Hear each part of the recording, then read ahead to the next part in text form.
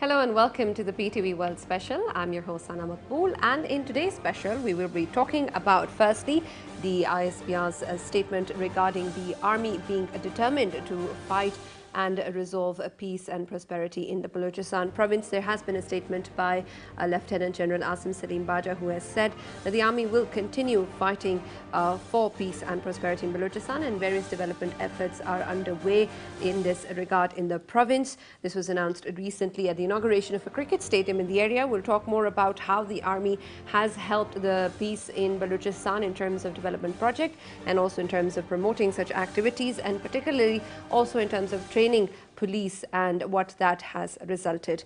Our next story is going to be about the incident of honor killing in which two brothers allegedly have murdered their sister and another cousin who they suspected of illicit relationships between them. This happened recently, and this is just another spate of the honor killings that have been going on in the country for long. We'll talk about the legal procedures with regard to that and the fact that whether the new law that was introduced in 2016 has been a deterrent or not in actually curbing these cases and convicting the criminals, since the pardon by the family members of the victim has now been closed, a loophole that earlier existed in the law. Our next discussion will be on the Trump versus CNN case. We discussed last week how the White House had earlier banned Jim Acosta's press pass for the White House, but in a recent ruling by the court, the administration has been ordered to give it back to Jim Acosta. We'll talk about the case's further proceedings, whether the lawsuit that has been filed by CNN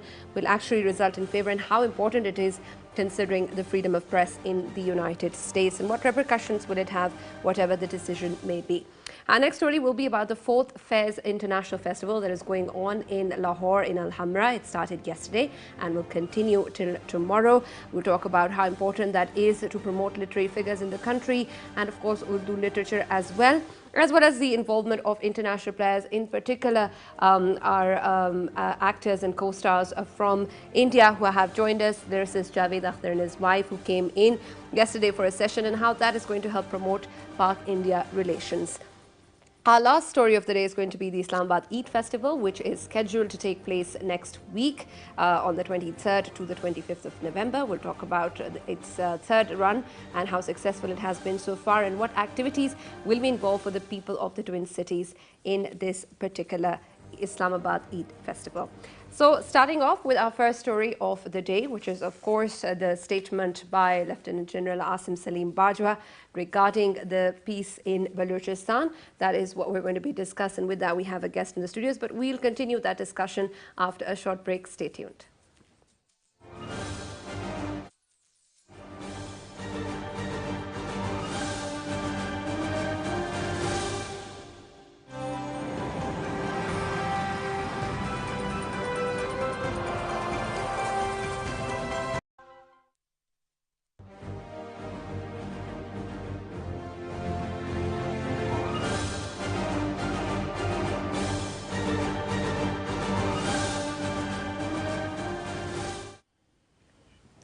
Welcome back to the Ptv World Special. First of all, in this show, we're going to be starting off with Lieutenant General Asim Salim Bajwa's statement regarding his reiteration for the Army's determination and cooperation to facilitate Balochistan in every possible way. To talk more in detail regarding the statement and the activities that the Army has undertaken in the province, we have been joined in the studios by Senator Balochistan Awami Party, Anwarul Haq Kakir. Thank you very much for joining us in the studios. As you are aware, of course, that recently in inauguration of the cricket stadium, this statement has been made, and we've seen the Army take a lot of efforts for the development and progress of Balochistan.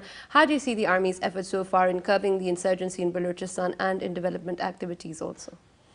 Well, to be honest with you, as far as the insurgency is concerned, Army does not have a role directly to curb insurgency. What they are doing over there is that they are providing the capacity building programs for the civil law enforcement agency, particularly the police. And the focus is that, or the objective is that they should be able themselves to handle the law and order situation. And I think so in that direction they have been very successful.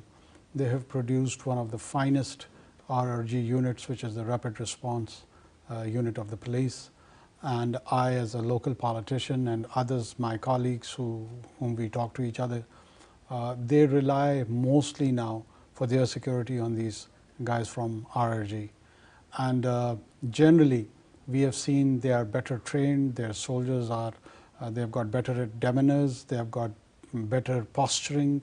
They are not doing any counterinsurgency operations themselves. But yes, then they have got a role in the development sector, right. Promoting sports activities, promoting other extracurricular activities, connecting with the youth of the province, and bringing some festivity in different forms of events. So those sort of activities you could observe and experience with the Pakistan's military's presence in Balochistan. We've also seen the Chief Minister's statement last month saying that Quetta is now re-emerging as one of the most peaceful cities of the country, and he talked about the Eagle Force also, which has been trained by the Pakistan Army.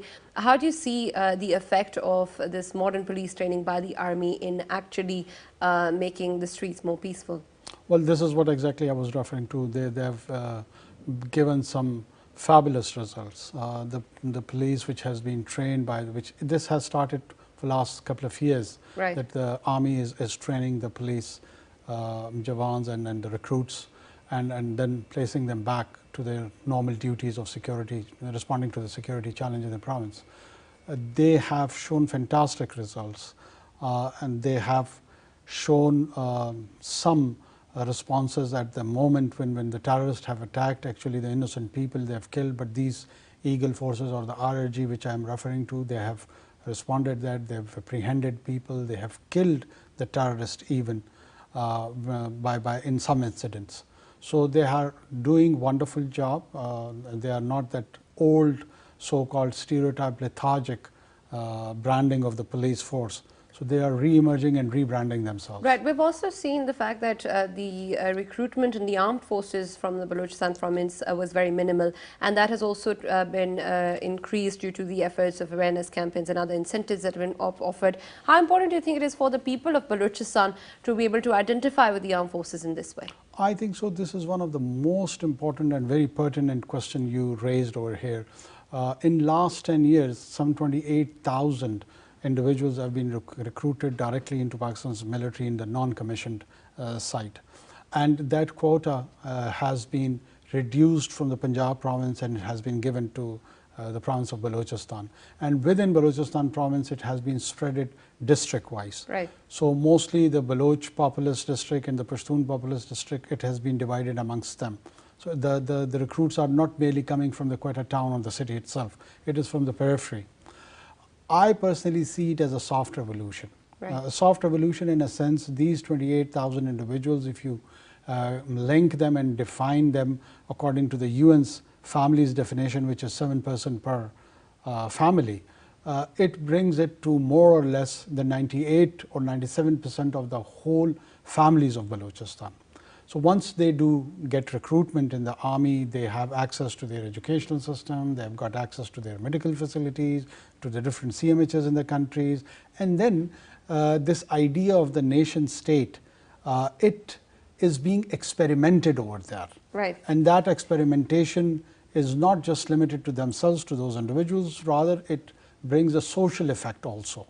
So that's why I call it a soft revolution. Right, and not only the recruitment in the armed forces, we've seen that even in the recent statement, Asim Salim Baj has pointed out that there have always been demands by the people from the army to build educational institutions and to promote schools and education in different parts of the province. We've seen them do that not only in the urban areas of the province, but also in the far-flung remote areas in the province. How do you see the fact that the educational packages that have been given by the army result in better integration of the people of the province? I mean, there is no doubt in my mind that it is not primarily the job of the military to provide education in school to the right. civil populace.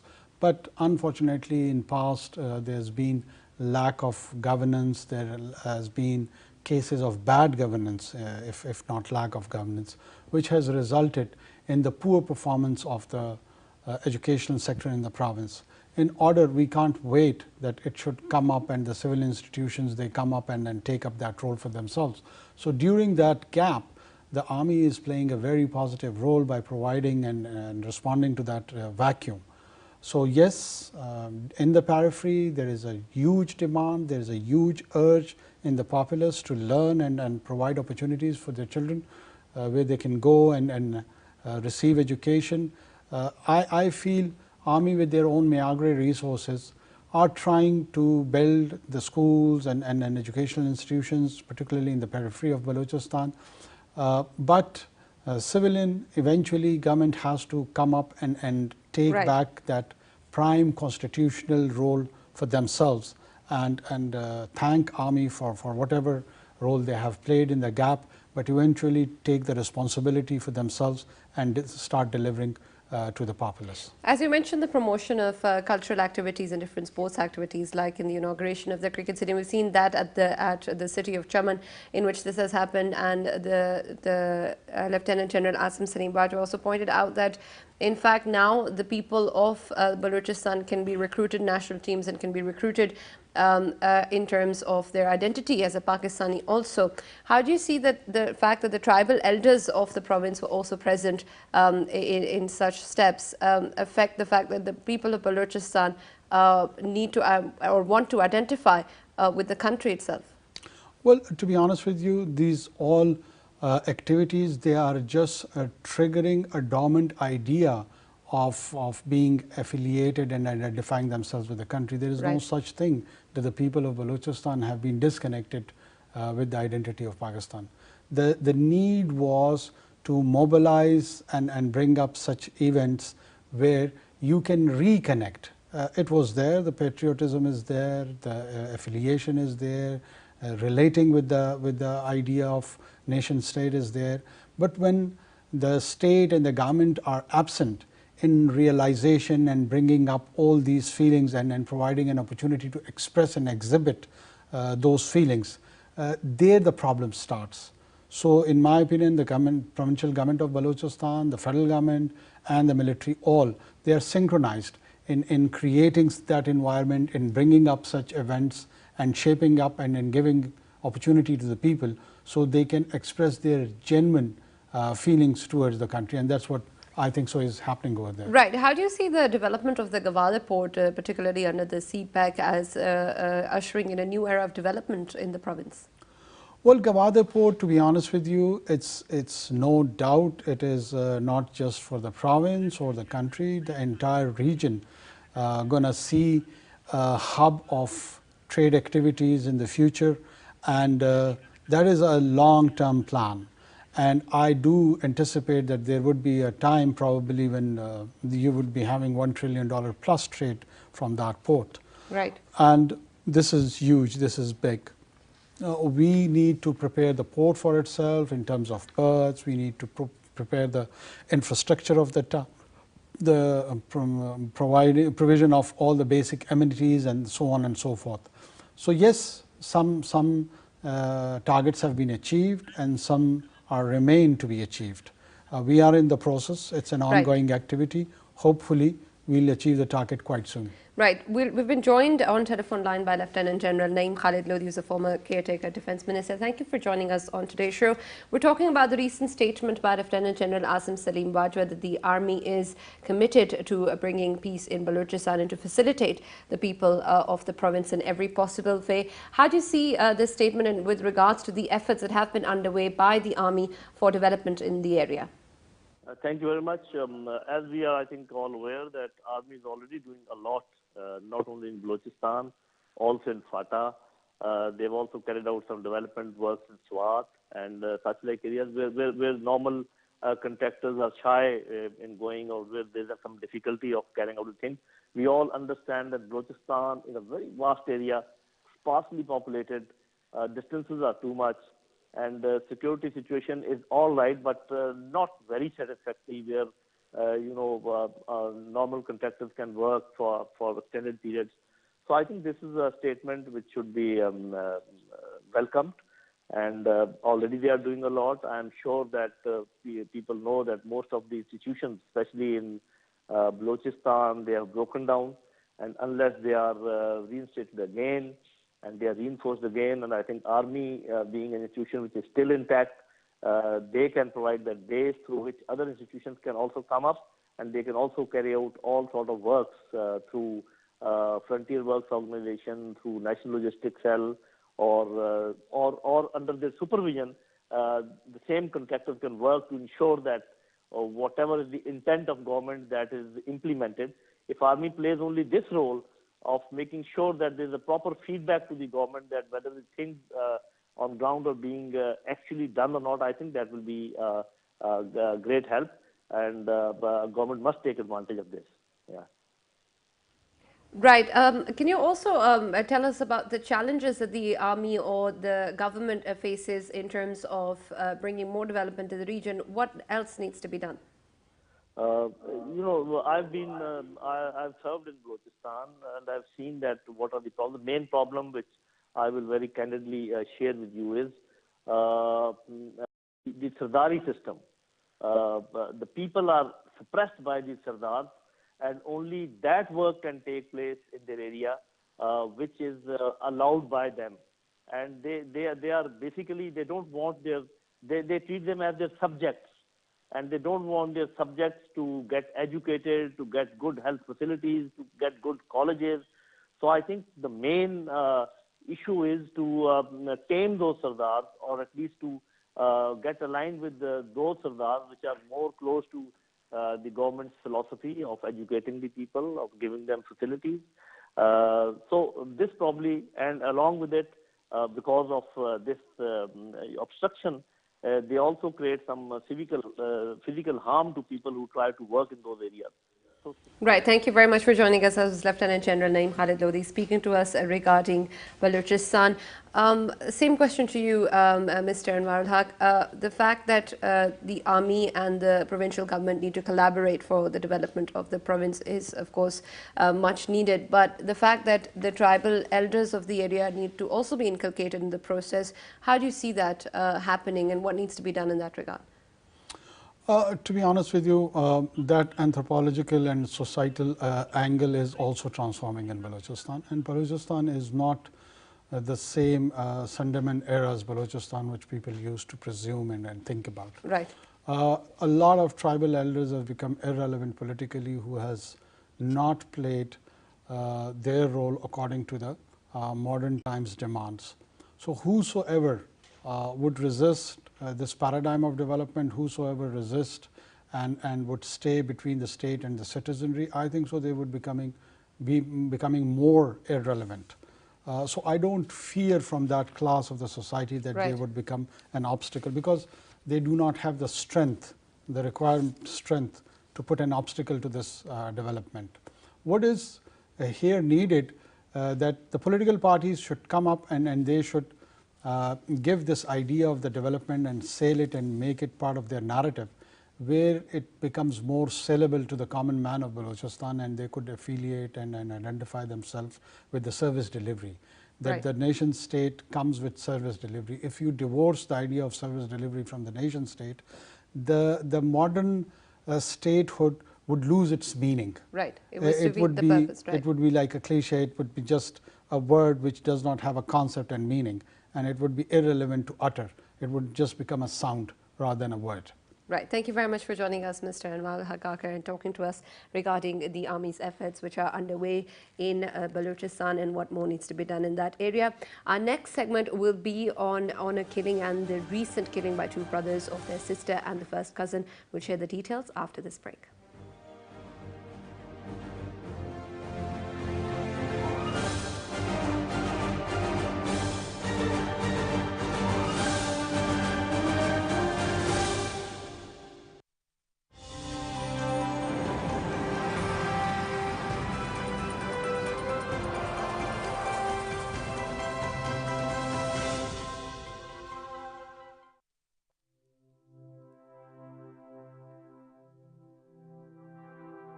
Basic education is the right of every child. Today, some 168 million children are in child labor.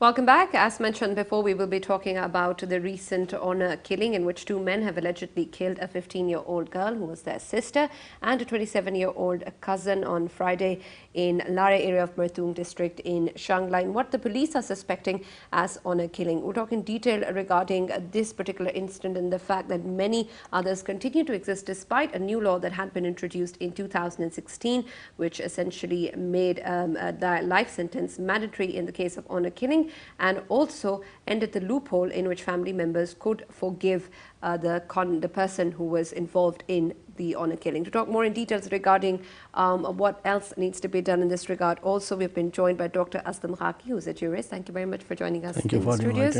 Of course, a very unfortunate incident has happened, but we've seen many such reports coming in which have been termed as honor killings, not only in this month, but also generally in Pakistan. The stats are very high in terms of murders or killings that have been done in the name of honor. We've seen that the new law had been introduced back in 2016, but we don't see a decrease in the number. Why do you think that is? Thank you very much. This tragic event is not the first event, right? It is a ring of the long chain of that. And this event has once again challenged our belief that we belong to a civilized society. So we have to revisit our culture, values and thinking. Right. The drive behind the honor killing is very much patriotic, and that is you can say that it is chauvinist mindset, claiming that the woman is his property and he feels shame. And it's very interesting that we say that honor killing in case of the women, but in the case of men we don't feel so. Right. It means that we believe that women has got the honor and unfortunately man has not. So it's not violated in case of the men. However, as far as these events are concerned, there are many reasons behind that. And one of the reasons as far as legal perspective is concerned, that despite the increase in the punishment that is by the Act of 2016 amendment in the law that was just enhanced to the life imprisonment, yet the events are just increasing. Either they are increasing by reporting of the media or they are practically increasing. However, they are in the field and on the ground. And they are just, rather I feel that they are increasing even in the educated societies, not only in the remote or the underdeveloped societies. Right. They may even in fact be underreported by the media because most cases don't really come forward. The reason is that not only the punishment, but the reason is that the happening or that event takes place in the family. Even if the case is reported and taken to the police and police to the trial, then you have to prove the event or the offense through some witnesses, and the witnesses are the brother, sister, mother, father of the murdered person or of the murderer. So they don't come forward to give the evidence. And number two, being under the Qisas and Diyat law, because they are the legal heir, the murderer is also the legal heir of the murdered person, so they cannot revenge for that amounts to the death. However, it needs education, and education of the people to tell them that women is not their property, and number two, that they should respect the right of the women, particularly in case of their right of association to contract marriage. And number second or third may be that they should feel that even if there is violation of their right, if a husband feels, and even if he finds in compromise his wife with some person, he must believe and he should know that he can take it to the state, not into his hand. As Quran says, وَبَيَّدِهِ عُقْدَةُ النِّكَاحِ, that we have given the knot of the nikah in the hand of the husband and not her life. So if he feels so, he can unknot the knot and he cannot take the life of the wife in any case, or her his sister or the person may be. Right. The fact that you point out that these cases must be taken to the state for further procedure points to another problem, that a lot of these incidents happen in areas where people have their own local justice systems or panchayats who have their own principles for punishment of such cases. Now, when you have a system already in place, then the chances of an FIR being registered are reduced. What needs to be done in terms of the fact that there already exists a system in which these honor killings just go through and eventually no punishment is given? Yeah, because this panchayat system is very much you can say, ancient in our history, and though there are some positive effects and the positive aspects of this panchayat as well, but as far as these customs are concerned, because that is based upon the custom, not about the law. The panchayat just decides the cases on the basis of culture, their value system, and not on the basis of law. And it would be also very interesting, surprising to note that, sorry, in Chitral, and the killing of the wife by the husband in case of adultery was must and not liable to conviction. Right. The matter of Chitral in 1909 just issued a notification that if a husband finds his wife in adultery, he can kill him. That's the problem. These honor killings are justified by these justified by panchayats. law. However, that law is no more in the field on the books, but the practice is there. So such practices should be checked through education or also through law, and encouraging the people to come forward and appear as the witnesses in the court. Right. Another problem that the panchayats pose is the fact that they still give the option available to the family members to pardon the person who has murdered in the name of honor. And that is a loophole exactly that the new law was trying to end. But then it comes back if your system is still governed on the basis of the local bodies that exist there. Yeah. Here, another point is that not the custom, but there is a Islamic law, because I am a teacher of Islamic law in teaching the law to the police officer in police academy and to the judges in judicial academy. There is a law of Qisasu Diyat, which is my main topic of teaching there. It is provided in the law that the legal heirs can just condone or forgive the murder, but forgiving does not mean that the right of the state is also extinguished. The state can punish that person, but that punishment may be under the tazir, or that punishment would be just imprisonment and not the death. So there is some soft corner there, and that should be overcome. Another problem that the fact that this law was unable to cater to is that since honor is held in such high regard in particular in areas where these incidents happen, that the fact that there is a promise of a 10-year punishment or more is not a big enough deterrent for them to not kill in the name of honor. So eventually you're not really targeting the customs which are problematic. Here comes the role of the ijtihad there, I feel, because it is clearly provided in Quran that in case of forgiveness you can't put the person to death. It's not the only the, you can say, the problem of the panchayat, it is the issue with Quran and Sunnah. However, we can just make an exemption before through ijtihad, that when some law is just misused, then that law can be converted into a law which just fulfills that gap, and then the punishment can be given, death sentence can be given. As Quran says, Man qatala nafsan bi ghayri nafsin aw fasadin fil ardi fakanama qatala an-nas jami'a. So it is also just taken in the fasad fil ard. Honor killing may be equivalent to the fasad fil ard, and in fasad fil ard, under that law, you can put the person to death, not only in normal qisas. So that is the So if the old laws don't work, we can formulate new laws that actually which is called a role of ijtihad in Islamic legislation. So we can go for that. That honor killing is a special case.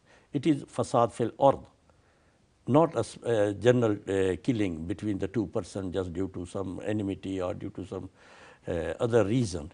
It's a particular fasad fil ard that this killing takes place as a result of exercise of the fundamental right of a woman. So two say, number one, they have just taken away the fundamental right of a woman, and number two, they have killed her. So this is fasad fil ard and not a normal murder. So the the qisas law, to my understanding, as I also just have some research on that the exemption from death penalty is in case of normal murder between two persons.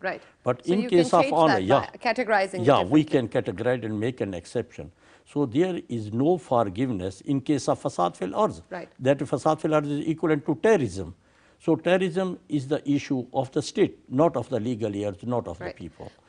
Last question, what about the need of a unified legal system in the country so that the issue of local justice systems is resolved once for all?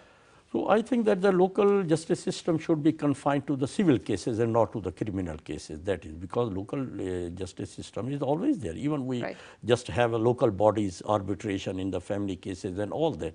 That is a good. but that should But be a unified confined to the system, which is you referring can to the Pakistan Penal Code. yeah. You can just bring them, not the criminal cases should not be referred to them. They should be just taken away from their jurisdiction. Only civil cases, there is many cases of all that, or family cases, just having the divorce or other issues, maintenance of the wife or custody of the child, they can be decided by the panchayat, but not the criminal cases, because all those cases which are reported to by the violative of the fundamental rights of the people relate to the criminal cases.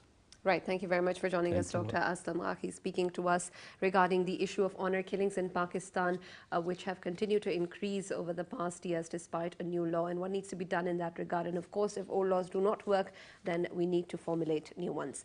Moving on to our next story in PTV World Special, of course, the CNN versus Trump case has been closely followed by a lot of people. Last week, we discussed what happened when, after the banter between Jim Acosta from the CNN and President Donald Trump, the White House had revoked his press pass, and now the court has made a ruling in which they have asked the administration to give it back to Jim Acosta. More details in this report.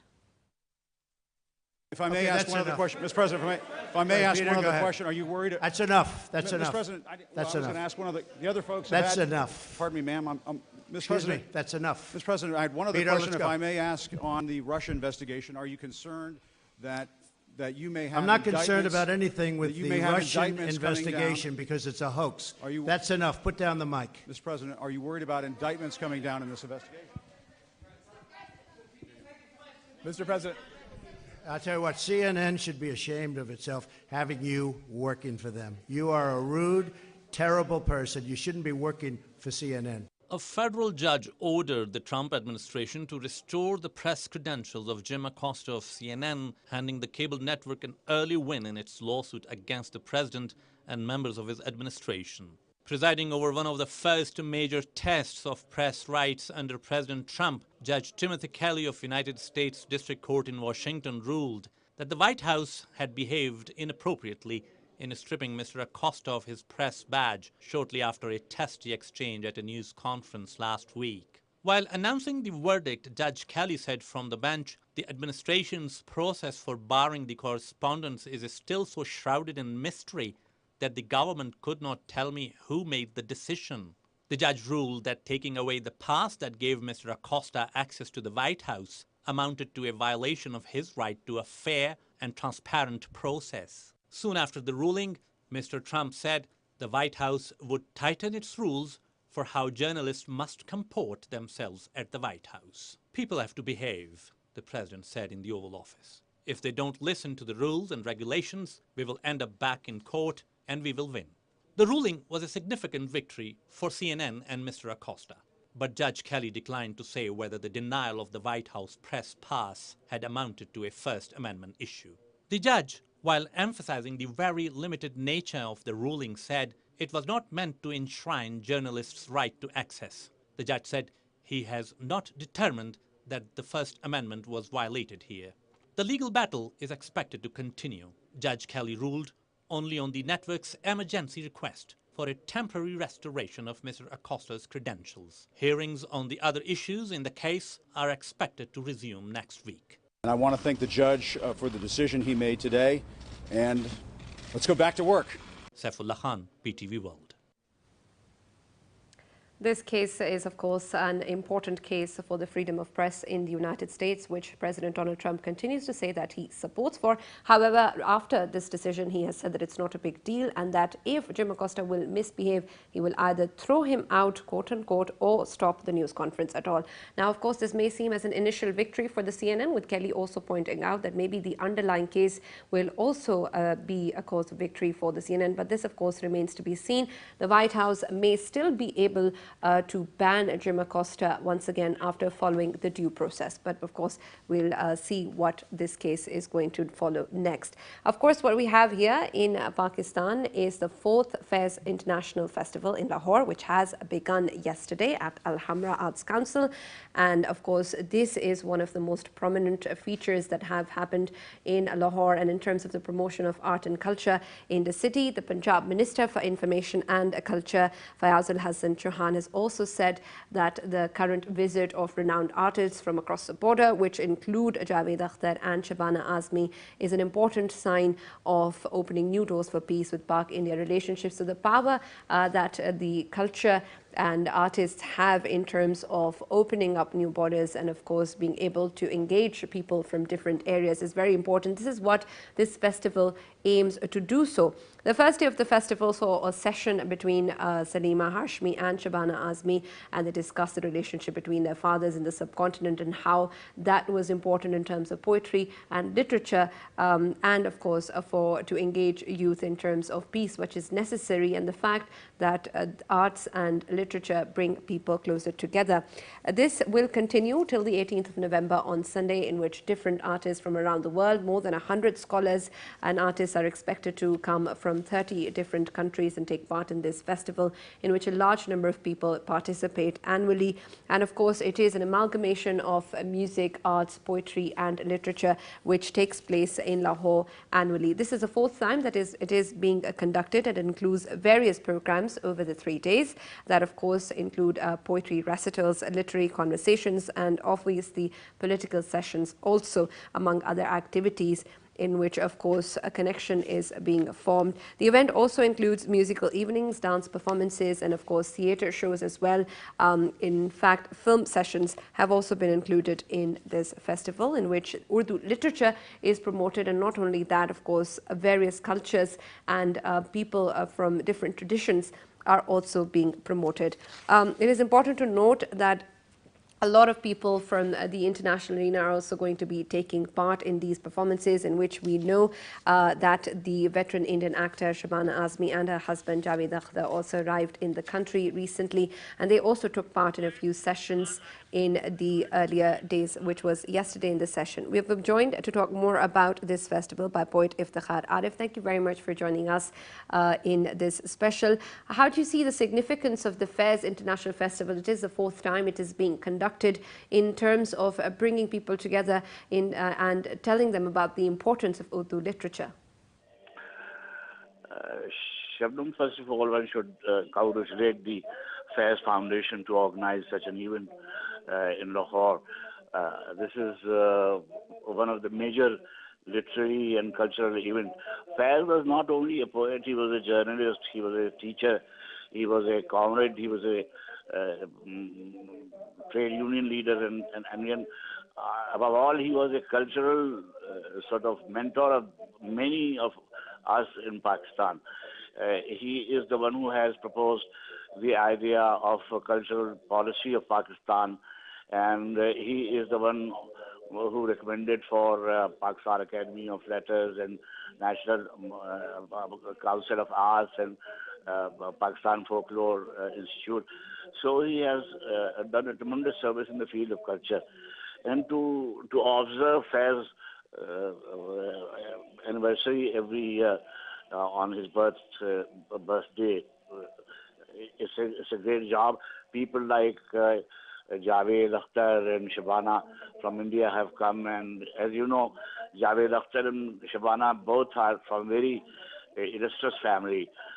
Kafi Azmi's daughter she is, and Janisar Akhtar's son is Javed, and Majaz is a nephew and all. So all from the progressive writers movement and from the line of All India Pakistan Progressive Writers Association. Anjuman Tarakki Pasand Musannifin Faiz was one of its founder member in Pakistan. So very relevant and very apt. Apart from this, both of them are very star value from film industry of India. He's a writer, he's a songwriter, has produced many things in India. And Shabana is known internationally for her great acting. So both are there, and they are talking about their sort of impressions about Faiz. They met Faiz many times in his family and during the days of movement, and they interacted, they promoted the cause of and sort of the privilege, wretched of the earth. You know, they were supporting the cause of human rights in India. So this is very relevant that they are here. Apart from this, major journalists from Pakistan are participating in that.